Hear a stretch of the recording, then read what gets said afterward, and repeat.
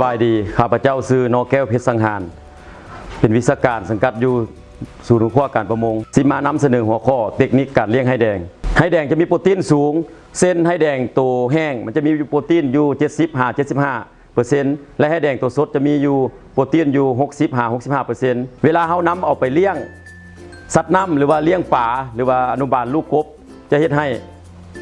ลูกปลาลูกกบเจริญเติบโตได้ดีและอัตราการลดตายสูงการสืบพันธุ์ของไฮแดงมันจะมีเพศผู้เพศแม่อยู่ร่วมตัวเดียวกันซึ่งขยายพันธุ์ครั้งหนึ่งมันจะให้ไข่อยู่ประมาณ19หา23หน่วยแต่ถ้าหากว่าสภาพแวดล้อมบ่เอื้ออำนวยมันจะผสมพันธุ์กันแล้วจะให้ไข่อยู่ประมาณ2หน่วยและตัวแม่ก็จะตายไฮแดงจะมีอายุอยู่4 6 มื้อก่อนเขาจะเลี้ยงไฮแดงได้เขาต้องมาสร้างน้ำเขียวก่อนอุปกรณ์ที่เขาใช้มีดังนี้1หำนี่เขาจะใส่อยู่500 กรัม2ปลาป่นเขาจะใส่อยู่250 กรัม3กากถั่วเหลืองเขาจะใส่อยู่250 กรัม4ปุ๋ย16-00เขาจะใส่อยู่600 กรัม5ปุ๋ย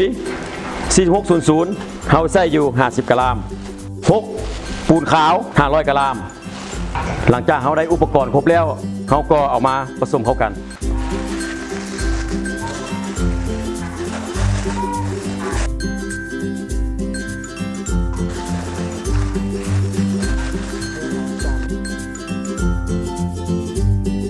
หลังจากได้ส่วนผสมครบแล้วเขาก็เอาน้ำมาใส่